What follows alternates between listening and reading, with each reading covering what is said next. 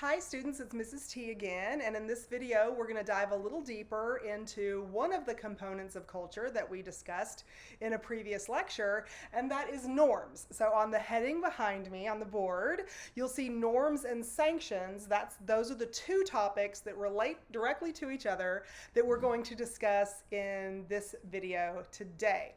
So norms as a component of culture, these are the unwritten and sometimes written rules of behavior that people in a society are supposed to. There's my air quotes. I'm starting early in this video with air quotes.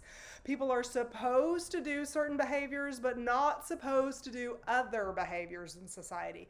Sometimes these rules are very clear cut and sometimes even written down, especially if they are considerably important rules for a society and the social order and the customs and the traditions and the values of a society. Sometimes norms, rules for behavior are written down. Sometimes they're just unsaid, but you've learned them, like hold the door open for somebody who comes into the room behind you, or only eat french fries with your fingers, not mashed potatoes. Those kinds of things are not written down anywhere, but you've learned them throughout the course of your life, and so they are rules about how things should be done in society. However, norms don't stay on that one side of acceptable, appropriate behavior. I've got a beautiful drawing on the board behind me. It's more of a line where I've got some sections of the line where there are some behaviors that are acceptable and appropriate in society. Norms are rules for what's acceptable and appropriate in society, but norms are also rules about what's unacceptable and inappropriate in society. And so I have a section of this line that's designated as the unacceptable and inappropriate behaviors that a human being can do. Now, human beings all over the world have a different set of rules that they have to follow because culture is different from place to place. There's one of our facts about culture that we mentioned in a previous lesson. And since norms are a component of culture, then it is also true that norms differ from place to place. So, what is acceptable in this society might be unacceptable in another society. And some of you have already noticed that there's a central section on this line behind me with a whole bunch of question marks colored in. And that's because the behaviors that exist in our society in the USA that are considered acceptable and the rules about behaviors that we're not supposed to do, that's not a comprehensive list of possible human behaviors that exist in the world. There are some behaviors in this middle section that have never been tried in the United States, or they've never taken off universally across the board.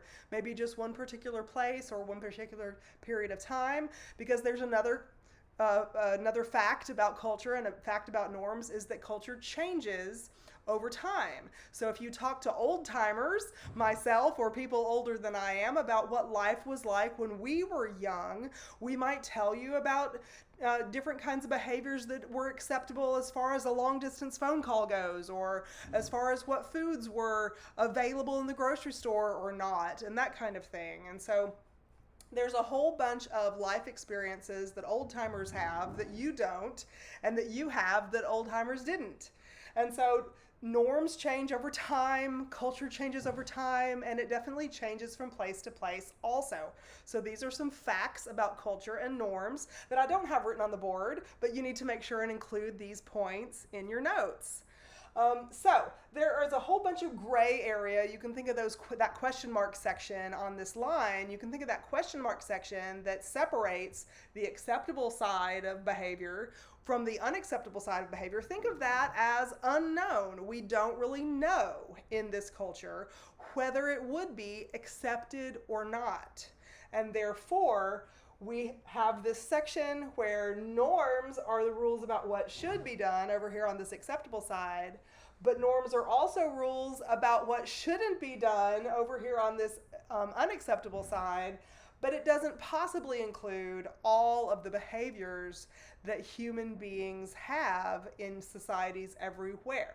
So we have to acknowledge that. We don't know everything, we don't do everything, we haven't encountered everything. So we have to include that in our definition and our concept of norms. Okay, So sanctions, on the other hand, is closely related. I've tried to combine those words, closely related to the concept of norms, because sanctions are in place to either encourage people to do the acceptable thing in society or discourage people from doing the unacceptable thing in society.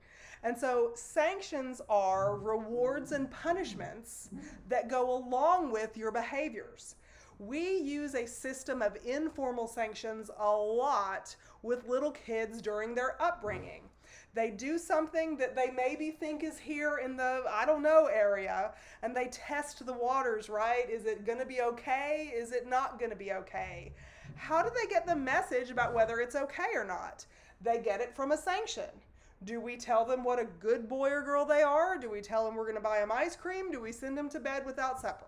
Do we do whatever that we might do that is a focused punishment or a focused reward for that behavior? Rewards are supposed to encourage conformity to norms. To conform with something is to go along with it. So rewards are supposed to encourage you to conform to what society says is acceptable and appropriate. And in the case of a little child, maybe society, in my example, is simply the microscale household in this case. So a child doesn't really know what is or isn't acceptable in that household until they try it and get a reaction. And the reaction can be neutral, and they will process that neutral reaction of, oh, okay, it must be all right for me to do this. They might get a reward for their action. Wow, this was a great thing. I better start doing this more often.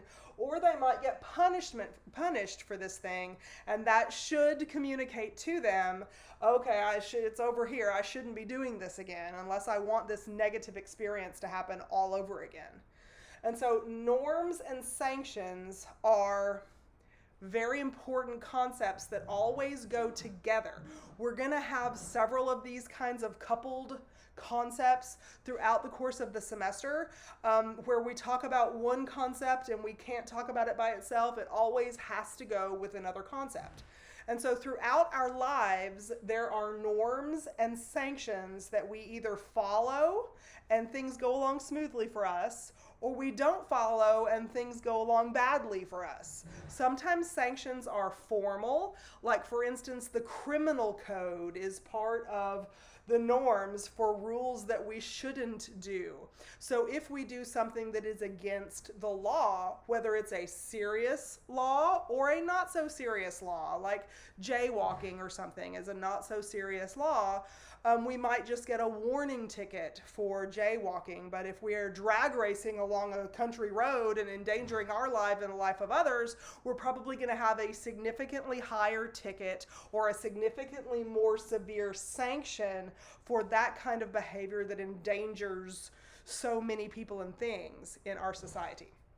So, norms and sanctions always go together.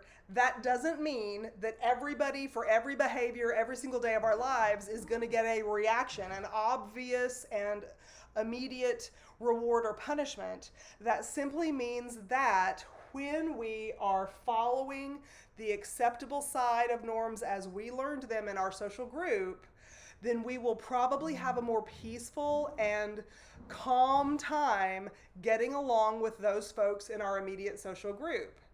If our immediate social group doesn't follow what society as a macro scale says is supposed to be the acceptable behavior, then we will not have an easy time. We will experience a lot of roadblocks. We will experience a lot of discrimination even. We will experience a lot of negative sanctions that go along with the behaviors that maybe our immediate social group on the micro scale accepts, but society on the macro scale might not accept it.